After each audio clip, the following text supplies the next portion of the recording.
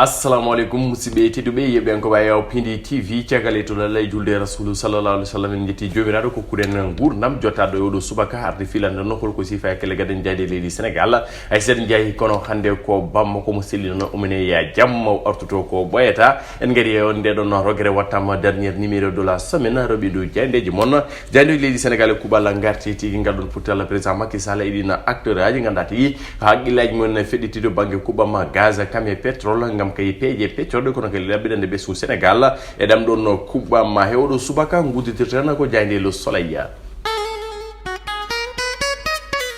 Le Soleil national est notamment quand l'am tour pour guider son excellence le président de la République continue locale exploitation pétrole comme gaz et nous disons comme le Soleil dit que les acteurs invités à s'unir et à diversifier comme kala be no dame et potundira la kono kay be no dama yobe mbaddu jungo fanu ngam kay gitugol on pétrole do nder leydi Sénégal Macky Sall wi ko gestion responsable wonde de nganda ko do golle don golle rewne lawol labine ha laba taw kay be su Sénégal kala ni yito en hormum kan woni tawte kay helle jodi nder jande le Soleil ko marum ko jani ko belo Soleil no be ngono wadde kali en dungu ha joni en jokki on foy d'hivernage abe tewi to diwan mo sejju be ngatti tigi ndudon windu tawten ton wiite ko ildi diable windu jinne ne tawi on diwan ko kay tarikh ndudon windu e tawi der hello sappo go ha sappo ne yande don jayde le Soleil jayde le quotidien ma jambal janya arte ko ya débat ko yoti hydrocarbure woni tigi nganda ko dam non kubambe mi makki dégage les préjugés dum tigi ko no cikke e ciagge ko no sikkeji e alhaliti ge odon pétrole no non labini dum no hanit ni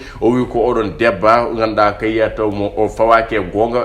ƴewani gonga wala benna wirtaki gonga foti tigi ko gaz de khalabe tiara din ko kongi makko ko président de la république le sappoidi sappoidi de don na jayde ko na dum ko kay be ngarti alhali canko golodon suka debbo to keddu goy nder odon hôpital be mbi ko vers une information judiciaire ma wude tigi losko yango e holko yobi fitano don debbo dum ko ciagal anesthésiste wondude gynécologue ko payde juude e odon al khalia jande les échos no amon Moussa hewide ko olel arrestation odon gynécologue ne tawi ton anesthésiste wondude on infirmier to centre de santé mo keddu gobe ngatene mbaadi kupti dindi ene way non be ganda ko rendo mebe e ngal don gollal wala bien ko anesthésiste na wadbe tawte do nder leydi Sénégal kaymin kala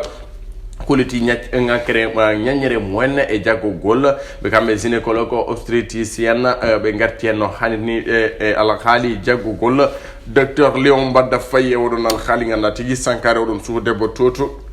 nganda ko centre de santé mo Kédougou Macky Sall ha joni nder jande les échos arti ko yal khali exploitation pétrole comme gaz do nder leydi Sénégal où on a rien à cacher ce qu'on fait est transparent ala tigi commune tudara commune badoro fofu koko laddi ko ya do giti yimbe fofu o wi ko débat e ko yoti kubam leydi Sénégal woni ressources énergétiques ma labino khanit ni kono kay ya jogorani wadede to kay besngu Sénégal tintina kay wodon al khali o wi ko nganda ko public no kala besmu Sénégal ma tinna pétrole la nen ite wala gaz nen ite wala ndidon gencude holno leruria jayni la sa hen jokki natal mako kanko on président nganda ko Union africaine président en exercice son excellence Macky Sall be mbi ko trans le débat autour de la gouvernance du pétrole o tiene mbadi kupti dendi be mbi ko tout est clair winon ko jayni en ko be las ko na dum ko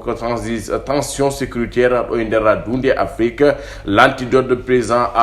Abdoulaye Bathily o artiene mbadi kupte dindi o wone wayno professeur o artiene e mbadi yanji no fewi cadele tigi nganda ko ngakere nen ka tawtene nder dunde Afrique o jumpi nganda kay de don no tobere enquête o subaka e natal makko kanko on debbo medo ardade wala biena gardinodo on conseil économique social et environnemental kono kay ko takkide président Macky Sall gonnodo tedo liste benno boko yakara ha joni de hay so tawi wasine dum non sumgoji ne wayno de e wiide mabbe mimi ko debbo darido no khanet ni trop battante pour être laissé longtemps en rade et non on poste nganda kay ko président assemblée nationale bela wona kanko jogortoti dum ko namde kewde kono kay ko fanni ko be dawru golla woni be jayni ko be enquête nandi e odon alkalia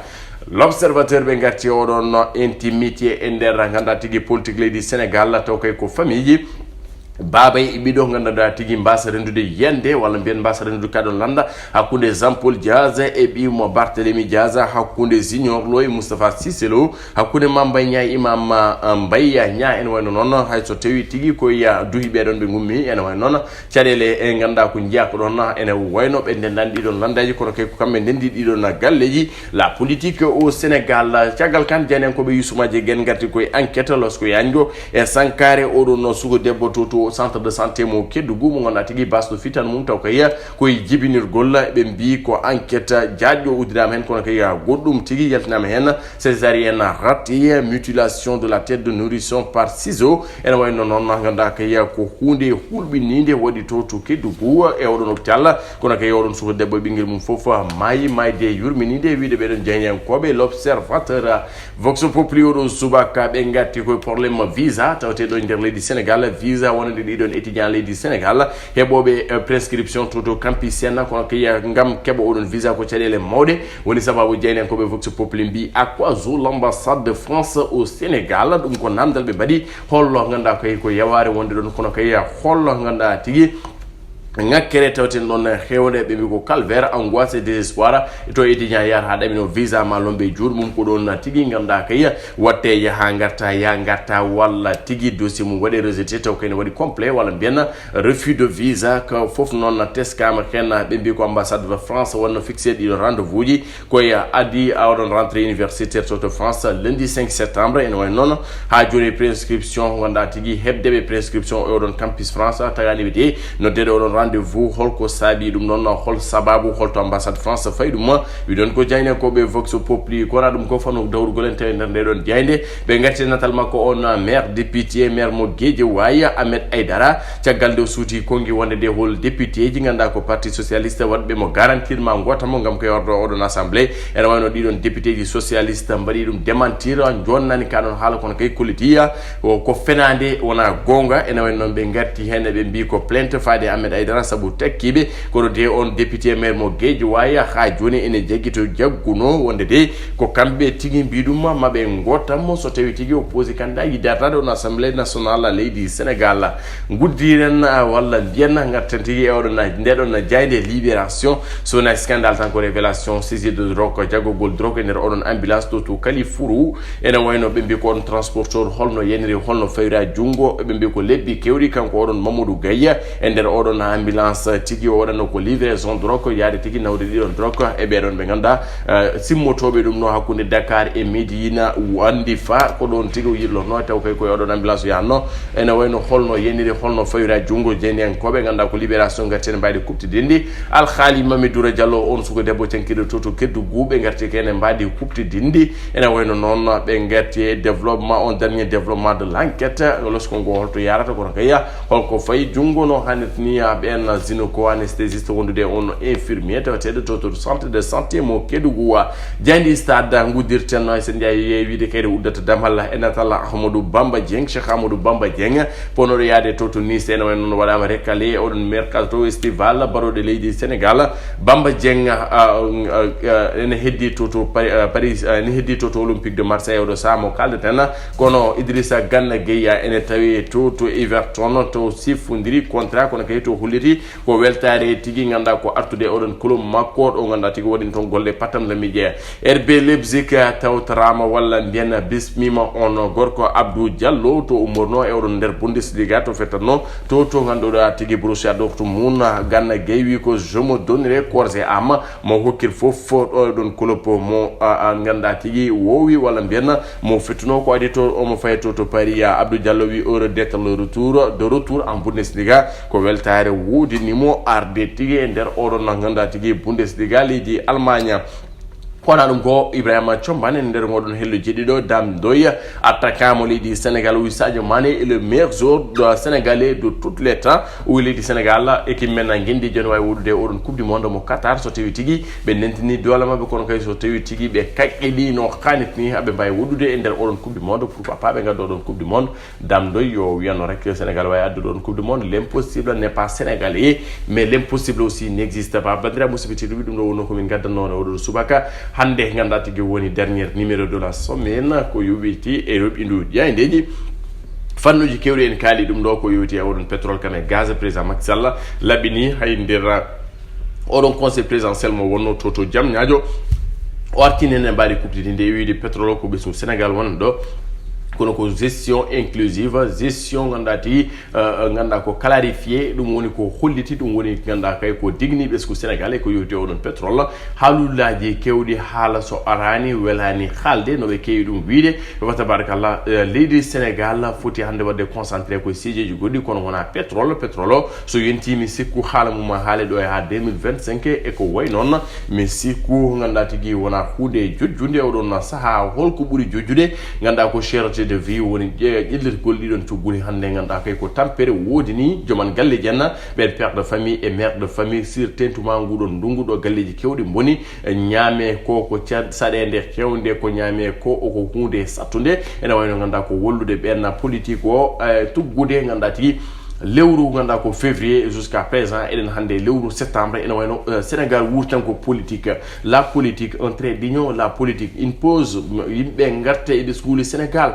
président Macky Sall arte nguura ka président Macky Sall arta e holno ganduɗa ti peeje lelnete gam ittude ndeɗon saɗede gam ittude ganda ko ndeɗon heege no maaji ɗe puccitira no guese ɗe mbaɗira no taliji ɗi jettiri e nder reedu fuura tenti oɗon dane maayo c'est ça l'essentiel c'est ça ganda ko les questions ganda ko prioritaire c'est ça l'émergence c'est ça le développement mais politique depuis élection locale ha fade nyalangal hande ko politique même les journaux atawata hen goddum sona politique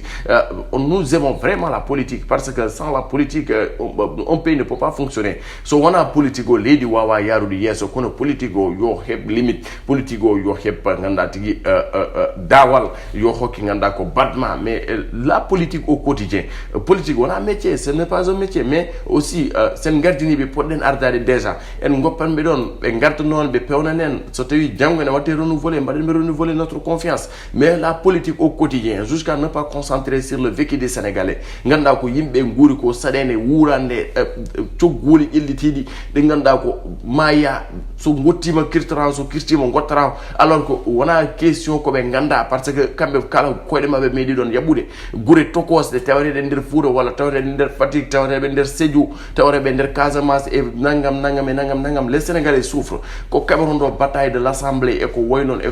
holko buri jojjude ko nguura ka buri jojjude ganda ko le bien-être des Sénégalais holbe ganda ngala hay cumci ko borne holbe ganda ngala hay ndiyam dam jari dum non ganda ko c'est prioritaire dum non ganda ko kanyum woni fof sabu so ndiyam ala diine ala so ndiyam ala cellal ala so ndiyam ala ganda ko tundi wodat bon voilà il y aura jamais l'insalubrité e ko waynon mballe ɓesgu Sénégal on ne vous dit pas yimɓe mbiya noon oto mbaɗe concentré politique noon mbaɗe concentré politique o la politique bon l'art de gérer la cité la politique c'est l'émergence et tout